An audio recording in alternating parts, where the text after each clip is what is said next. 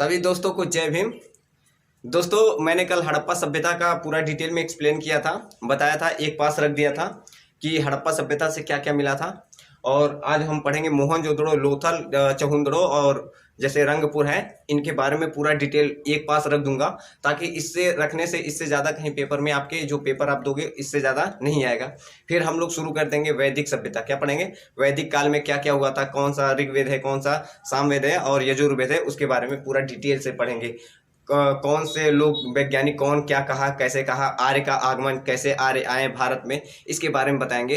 तो आप लोग मेरे साथ बने रहिए और वीडियो को ज़्यादा से ज़्यादा तक लोगों तक शेयर कीजिए, क्योंकि और नए चैनल पर नए हो तो सब्सक्राइब कर दीजिए चैनल को। तो देखिए दोस्तों, मोहनजोदड़ो, तो मैंने बताया था कि हड़प्पा सभ्यता से जैसे कि उसकी स्थापना कहाँ पर हुआ था, तो मैंने बताया था कि वो भी जो हड़प्पा सभ्यता है वो भी पाकिस्तान में है और मोहनजोदड़ो भी पाकिस्तान में है। तो दोस्तों, हड़प्पा सभ्यता जो था वहाँ पर मैंने बताया था एक्सप्लेन के साथ क्या क्या मिला था। अगर आपने नहीं देखा है तो पुरानी वीडियो अभी अगले नेक्स्ट डे मैंने डाला है पिछले, तो आप लोग जाकर देख लीजिएगा। तो अब हम लोग पढ़ेंगे मोहनजोदड़ो। दोस्तों, मैंने बताया था कि जो हड़प्पा सभ्यता है इसकी खोज कब हुई थी, मतलब 1921 में किया था। किसने किया था? तो दयाराम साहनी ने किया था। आज हम पढ़ेंगे मोहनजोदड़ो। मोहनजोदड़ो की खोज किसने किया था? तो राखलदास बनर्जी ने किया था। कब किया था? तो 1922 में। कब किया था? 1922 में राखलदास बनर्जी ने किया था। और अगर पूछ देता है किस नदी पर मोहनजोदड़ो है, तो आपको पता होना चाहिए सिंधु नदी पर। कहाँ पर? सिंधु नदी पर। देखिएगा इधर, स्थापना 1922 में राखलदास बनर्जी ने किया, सिंधु नदी के तट पर स्थित है। अब पूछ देता है कि ये किस जिला में है, तो लनीका, याद रखिएगा जिला कौन सा है? लनीका जिला में। लनीका जिला पाकिस्तान में है। कहाँ पर है? लनीका जिला कहाँ पर है? पाकिस्तान में है।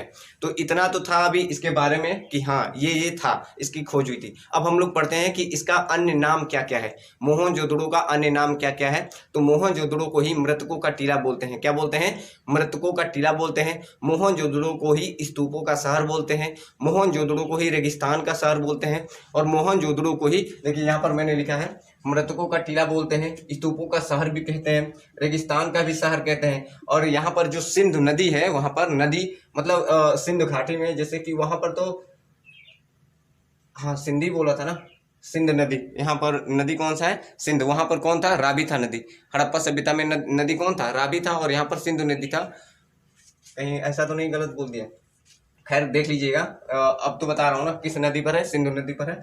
तो क्या है ये, अगर ये नदी है सिंधु नदी, इसीलिए इसको क्या बोला जाता है? सिंधु का बगीचा भी इसे कहते हैं। तो इतना तो हो गया इसका नाम कि हड़प्पा सभ्यता का ये नाम है। अब हम लोग पढ़ते हैं कि यहाँ से क्या क्या साक्ष्य मिला था। ज्यादा तो नहीं मिला है, लेकिन जो जो मिला है मैं एक्सप्लेन के साथ बताता हूँ। देखिए यहाँ पर पशुपति का मोहर मिला है, जो उस समय का पशुपति हुआ करते थे। जैसे मैंने बताया था कि दो सिंगे बैल का जो भैंसे का सिंग लगा हुआ है, वो पशुपति का मोहर मिल रहा है। मैंने बताया था कहाँ पर? मोहनजोदड़ो से ही मिल रहा है। और यही मोहनजोदड़ो से ही कांस्य की नृत्य करती हुई मूर्ति मिल रही है। जैसे कि एक लड़की है ऐसे करके नाचती हुई मूर्ति मिल रही है। कहाँ पर? मोहनजोदड़ो से ही। तो कांस्य की बनी नृत्य की मूर्ति मिल रही है। और वहीं पर चांदी का कलश मिल रहा है। कलश जानते हो कि नहीं? ऐसे गोल टाइप का होता है चांदी का कलश। अब तो पीतल का भी कलश वगैरह आते हैं हमारे सब से, तो चांदी का कलश कहाँ से मिल रहा है? यही मोहनजोदड़ो से ही मिल रहा है। सुमेरियन की नाव, जो उस समय मोहनजोदड़ो में सुमेरियन की नाव का चिन्ह भी उसी समय मिल रहा है। कहाँ पर? मोहनजोदड़ो। पूछ देता है कि सुमेरियन की नाव का चिन्ह कहाँ से मिल रहा है, किस स्थान से मिल रहा है, तो मोहनजोदड़ो से मिल रहा है। तो यहाँ पर लिखा होगा सुमेरियन नाव की चिन्ह भी मिल रहा है। कहाँ पर? मोहनजोदड़ो से। और यहीं से कांसे का बहुत भारी में मात्रा में क्या मूर्ति मिल रही है। मैंने क्या बताया था? कांसे की एक नृत्य करती हुई मूर्ति मिली है और बहुत सी मूर्तियां भी वहां से मिल रही हैं। और इसी को दोस्तों बता दें कि ये जो है ना, सबसे बड़ा इसमें इमारत है। क्या है? मोहनजोदड़ो का पूछ देता है कि सबसे बड़ा इमारत कहाँ पर मिला है, जो कि इमारत का नाम बताइए। तो अन्नागार। अन्नागार कहाँ पर मिला है? तो मोहनजोदड़ो में मिला है। कहाँ पर? मोहनजोदड़ो में अन्नागार। और पूछ देता है कि सबसे विशालतम स्नानागार। स्नानागार भी कहाँ पर मिला है? मोहनजोदड़ो में। स्नानागार, अन्नागार सबसे ज्यादा कहाँ पर है? बड़ा, विशाल और बड़ा अन्नागार मोहनजोदड़ो में ही मिला है। दोस्तों, विशाल जो अन्नागार कहाँ पर मिला है? यहीं पर मिला है। मैंने बता दूं कि इसकी जो लंबाई है, अन्नागार की लंबाई है 14.3 है लंबाई, और गहराई कितनी है? 7.01। कितना है? 7.01 है गहराई, मतलब चौड़ाई है। लंबाई कितनी है? तो 14.3 है। और गहराई कितनी है? तो 2.14। ये याद रख लीजिएगा। ये लंबाई चौड़ाई गहराई कभी कभार पूछ देता है, जो स्नानागार है उसकी लंबाई चौड़ाई और गहराई पूछ देता है। दोस्तों आपको बता दें कि जो ये मोहनजोदड़ो था, यहाँ पर मरे हुए शव नहीं मिल रहे थे। शव का मतलब लाश वगैरह नहीं मिल रहा था, क्योंकि इसका मतलब यह है कि वहां पर दाह संस्कार मिल रहा था। दाह संस्कार मतलब लोग करते होंगे, इसलिए यहाँ पर कंकाल वगैरह नहीं मिले। यहीं पर एक 38 नंबर का 38 नंबर का कंकाल सिर्फ मिला है और कोई कुछ नहीं मिला है, क्योंकि वहां पर दाह संस्कार की व्यवस्था होगी। यहाँ पर लोगों का कहना है, लोग जानते नहीं है कि क्या है ना दोस्तों। तो ये तो मोहनजोदड़ो हो गया। अब हम लोग पढ़ते हैं लोथल। क्या पढ़ते हैं? लोथल। लोथल की स्थापना कब हुआ? तो 1954 में। कब हुआ? तो 1954 में। किसने किया? रंगनाथ राव ने। किसने? रंगनाथ राव ने। किसने किया? रंगनाथ राव ने। कहां पर? किस नदी के तट पर? तो भोगवा नदी के तट पर। डायरेक्ट पूछता है कि लोथल किस नदी पर है? तो भोगवा नदी पर है। मोहनजोदड़ो किस नदी पर है? तो सिंधु नदी पर है। हड़प्पा किस नदी पर है? तो रावी नदी पर है। लोथल भोगवा नदी के तट पर। दोस्तों आपको बता दें कि ये जो है हमारे भारत में है। जो हड़प्पा सभ्यता मोहनजोदड़ो था वो कहां पर था? तो पाकिस्तान में था। लेकिन जो हमारा लोथल है ये कहां पर है? तो गुजरात में। कहां पर है? गुजरात। अहमदाबाद जिला जो है उसके गुजरात में लोथल हमारा है। तो हमने क्या बोला? ध्यान से सुन लीजिएगा, फिर से एक बार रिकॉल कीजिए। 1954 में किसने किया? तो रंगनाथ ने। किसने? रंगनाथ ने किया। रंगनाथ राव ने किया। और कहां पर किया? किस नदी के तट पर? तो भोगवा नदी के तट पर किया। कहां पर है? तो हमारा गुजरात में है। अहमदाबाद जिला है, वहीं पर क्या है? हमारा गुजरात है। तो अब इसका अन्य नाम क्या क्या है? लोथल का भी तो अन्य नाम होगा ना। इसका अन्य नाम क्या है? तो इसी को लघु हड़प्पा बोलते हैं। क्या बोलते हैं? इसी को लघु हड़प्पा बोलते हैं। और इसी को ही लघु मोहनजोदड़ो भी बोलते हैं। इसी का अन्य नाम क्या है? लघु हड़प्पा और लघु मोहनजोदड़ो। अब यहां से क्या क्या साक्ष्य मिला है, आइए जानते हैं क्या क्या मिला है।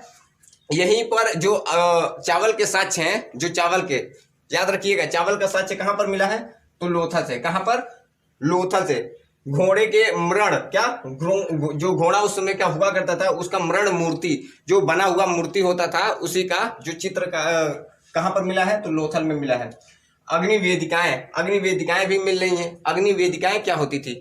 जैसे कि बड़े बड़े कुंड हुआ करते थे उसी में, जैसे कि इस समय राजस्थान वगैरह में बहुत बड़े से कुंड होते थे। आप लोगों ने देखा होगा कि पहले की जो औरतें हुआ करती थी, तो पहले ऐसा भी हमारे ज़माने में, जैसे हमारे ज़माने में नहीं, हमारे दादा परदादा के ज़माने में ऐसा था कि जब औरतें हुआ करती थी उस समय, तो उनके पति अगर युद्ध वगैरह में जाते थे कहीं लड़ने के लिए, सैनिक से युद्ध होता था, तो क्या होता था कि युद्ध में अगर मर जाते थे तो उनको क्या कूद कर जान देना पड़ता था, या उनको दूसरी शादी तो करना नहीं था, तो वो कूद की, उसी को अग्निवेदिकाएं बोलते हैं। अग्निवेदिकाएं जैसे कि बाण वोड़ वगैरह होता है ना, वो अग्निकुंड था जो कूद कर जान दिया जाता है। अग्निवेदिकाएं का मतलब जो होता था कि आपने देखा होगा कि मूवी में रामायण या महाभारत आपने देखा होगा, तो उसमें अग्निवेदिकाएं तीर वगैरह चलाए होते हैं, तीर वगैरह चलाकर मारते हैं, उसी को अग्निवेदिकाएं बोलते हैं। अग्निवेदिकाएं। और अग्नि अगर कहे अग्निकुंड तो उसमें लोग कूद कूद कर जान देते थे, तो उसी को अग्निकुंड बोलते हैं। तो यहीं से क्या मिला है? अग्निवेदिकाएं भी लोथल से ही मिला है। कहाँ से? लोथल से मिल रहा है। क्या? अग्निवेदिकाएं। 3 युगल, क्या 3 युगल समाधि भी कहाँ से मिल रहा है? तो लोथल से मिल रहा है। कहाँ से? लोथल से क्या मिल रहा है? 3 युगल या युगल समाधि भी कहां से मिला है? लोथल से। याद रखिएगा, डायरेक्ट पूछता है कि 3 युगल समाधि कहां से मिला? तो लोथल से। ऑप्शन दे देगा 4, हड़प्पा, मोहनजोदड़ो, चहुंदड़ो या लोथल। तो आपको डायरेक्ट लगाना होगा लोथल से। आपको पूछ दे देगा यहीं पर जो फारस की मोहर, जो उस समय की फारस की मोहरें हुआ करती थी, कहां से मिला है? तो लोथल से। कहां से मिला है? तो लोथल से। फारस की बहुत बड़े मात्रा में क्या मिला है? लोहा, जो उस समय की फारस की मोहरें थी, लोथल से मिला हुआ है। जो इजिप्शियन जो मनी हुआ करता था वो कहां पर मिला है? जो इजिप्शियन जो मम्मी आपने देखा हो मूवी में, औरतों को या लड़कियों को या कोई को मनुष्य जब मर जाता था तो उसको व्हाइट कपड़े में पहनाकर उसको मम्मी बना देते थे, चारों तरफ से बांधकर। ऐसे चीज कहां से मिला है? मम्मी। कहां पर? लोथल में। मम्मी, याद रखिएगा, इजिप्शियन मम्मी कहां से मिला है? तो लोथल से मिला है। चावल, जैसे कि उस समय की जो चल्हाक लोमड़ी हुआ करती थी, वो पीछा करते हुए कुत्ते का पीछा या कैसे कुछ करके उसका जो चित्र छपा हुआ था, वो कहां से मिला है? तो लोथल से। यहीं पर देखिए, चल्हाक लोमड़ी का चिन्ह जो उस समय का था, कहां से मिला है? लोथल से। याद रखिएगा, शिव का पैमाना भी कहां से मिला है? बहुत बड़ा पैमाने पर शिव का पैमाना मिला है। कहां पर? लोथल में। तो इतना ये तो हो गया लोथल। क्या हो गया? फिर से एक बार रिकॉल कीजिए क्या क्या मिला है। यहीं से चावल का साक्ष्य मिला है। जो घोड़े के मृण मूर्ति था, ये कहां से मिला है? तो लोथल से मिला है। फिर पूछता है अग्निवेदिकाएं कहां से मिला है? तो लोथल से मिला है। फिर 3 युगल समाधि कहां से मिला है? तो लोथल से मिला है। फारस की खाड़ी कहां से मिला है? जो फारस की खाड़ी में वो मोहरें हुआ करती थी, कहां से मिला है? तो लोथल से मिला है। फिर पूछता है कि मम्मी कहाँ से मिला है, इजिप्शियन मम्मी कहाँ से मिला है, तो लोथल से मिला है। चलाक लोमड़ी का साक्ष्य कहाँ से मिला है, तो लोथल से मिला है। कि शिव का पैमाना जो बहुत बड़े पैमाने पर मिलता था, शिव का पैमाना, तो कहाँ से मिला है, लोथल से मिला है। तो ये तो हो गया लोथल। अब हम लोग पढ़ते हैं चहुंदड़ो। क्या पढ़ेंगे, चहुंदड़ो पढ़ते हैं। चहुंदड़ो क्या पढ़ेंगे अब, चहुंदड़ो। इसकी स्थापना 1931 में गोपाल, किसने, गोपाल मजुमदार ने किया। 1931 में किसने किया, गोपाल मजुमदार ने किया इसकी स्थापना। ये भी किस नदी पर है, तो सिंध नदी के किनारे स्थित है। कहाँ पर है, तो पाकिस्तान में। कहाँ पर है, पाकिस्तान प्रांत में, जैसे सिंध प्रांत के पाकिस्तान में स्थित है। कौन, इसकी स्थापना 1931 में किसने, गोपाल, किसने, गोपाल ने किया। और कहाँ पर है, सिंधु नदी के किनारे है। कहाँ पर, सिंध प्रांत के जो पाकिस्तान है उस समय। दोस्तों आपको बता दें कि ये जो चहुंदड़ो है ये खिलौने के लिए जो प्रसिद्ध था। क्या था, खिलौने का निर्माण के लिए क्या था, प्रसिद्ध था। यहीं पर सौंदर्य का प्रसारण का समसामयिक जो घटना हुआ करता था उस समय का, तो जो सौंदर्य हुआ करता था उसके जो साक्ष्य मिले हैं, सबसे अच्छा चीज कहाँ पर मिला है, देखिए सौंदर्य प्रसारण का सामान मिला है। सौंदर्य प्रसारण का सामान का मतलब जो आजकल औरतें लगाती हैं, लिपस्टिक, काजल, कंघा वगैरह जो करती हैं, ये सब कुछ कहाँ पर पहले मिल गया था, तो यहीं पर मिला था। क्या क्या मिला था, काजल मिला था,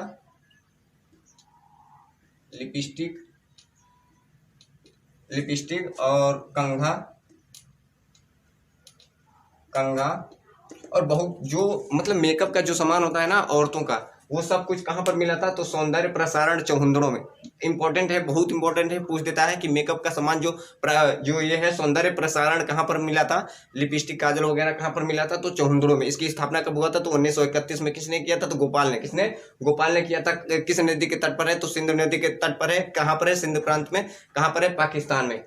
ये देखिएगा यहाँ पर जो दवात जो हुआ करता था, दवात या स्याही भी या दवात भी कहाँ बनाए जाते थे, या बनाने का साक्ष्य कहाँ पर मिला है, तो यहीं पर मिला है। कहाँ पर, चहुंदड़ों में मिला है। जो बिल्ली का पीछा करते हुए कुत्ते का जो निशान हुआ, पैरों का जो निशान होता था, जैसे कि बिल्ली दौड़ती थी उसके पीछे कुत्ते दौड़ते थे, और उसके पैरों का निशान कहाँ पर मिला है, तो चहुंदड़ों में। याद रखिएगा, कहाँ पर, कुत्ते मतलब बिल्ली का पीछा करते हुए कुत्ते का साक्ष्य जो कहाँ पर मिला है, तो निशान चहुंदड़ों में मिला है। यहीं पर जो पक्की ईंटें हुआ करती थी उसकी नालियां बनाई जाती थी। कहाँ पर, यहीं पर चहुंदड़ों में पक्की ईंटों की नालियां बनाई जाती थी। याद रखिएगा, कहाँ पर, पक्की ईंटों की नालियां कहाँ पर बनती थी, तो चहुंदड़ों में। बिल्ली का पीछा करते हुए कुत्ते का जो पैरों का निशान है, साक्ष्य कहाँ पर मिला, चहुंदड़ों में।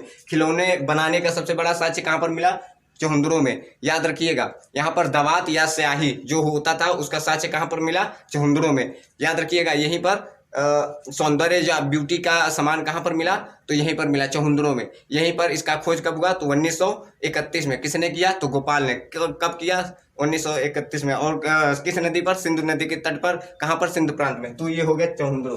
क्या हो गया, चहुंदड़ो। अब हम लोग पढ़ेंगे कालीबंगा। क्या पढ़ेंगे, कालीबंगा। कालीबंगा की स्थापना 1951 में किसने किया था, तो अमलानंद ने। किसने, अमलानंद ने। बहुत प्यारा नाम है, अमलानंद। अमल मतलब प्यार से बोलते हैं अम्ल। कोई चीज किसी में अम्ल कर दो या, तो याद रखने का तरीका है अमला। अमलानंद। क्या, अमलानंद। कालीबंगा अमलानंद घोष। क्या, अमलानंद घोष ने किया। ये याद रखिएगा कि कालीबंगा कहाँ पर है, तो कालीबंगा राजस्थान में। कहाँ पर है, कालीबंगा राजस्थान में। गंगा जो एक स्थान है, गंगा, याद रखिएगा कहाँ पर है, गंगानगर जो है वहाँ पर जो जिला है एक गंगानगर राजस्थान में एक जिला है, वहाँ पर इसका खोज हुआ था कालीबंगा का। याद रखिएगा, ये किस नदी के तट पर है, तो घाघरा नदी के तट पर है। कालीबंगा कहाँ पर है, तो घाघरा नदी के तट पर है। याद रखिएगा, कालीबंगा जो है हमेशा याद रखिएगा, कालीबंगा कौ से कालीबंगा और कौ से काले रंग की चूड़ियाँ। काले बंगा जो किसके लिए प्रसिद्ध है, तो काले रंग की चूड़ियों के लिए प्रसिद्ध है। कौन, कालीबंगा। याद रखिएगा, यहीं पर यज्ञ या हवन कुंड हुआ करता था, उसके साक्ष्य मिला है। कहाँ पर मिला है, पूछ देता कि यज्ञ या हवन कुंड का साक्ष्य कहाँ पर मिला है, तो कालीबंगा। काले रंग की चूड़ियां कहाँ पर मिली है, तो कालीबंगा।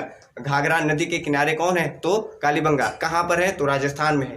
कालीबंगा पूछ देता कि इसकी स्थापना कब हुआ, तो 1951 में हुआ। किसने किया, तो किसने किया, तो अभी मैंने बताया कि अम्ल, प्यार से बोलो अम्ल नंद। किसने, अम्लनंद घोष ने। एकदम प्यारे अम्ल राजा है, तो अम्लनंद घोष ने किया।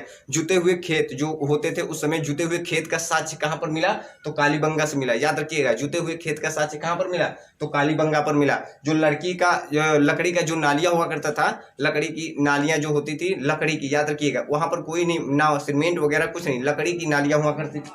कहाँ पर मिला?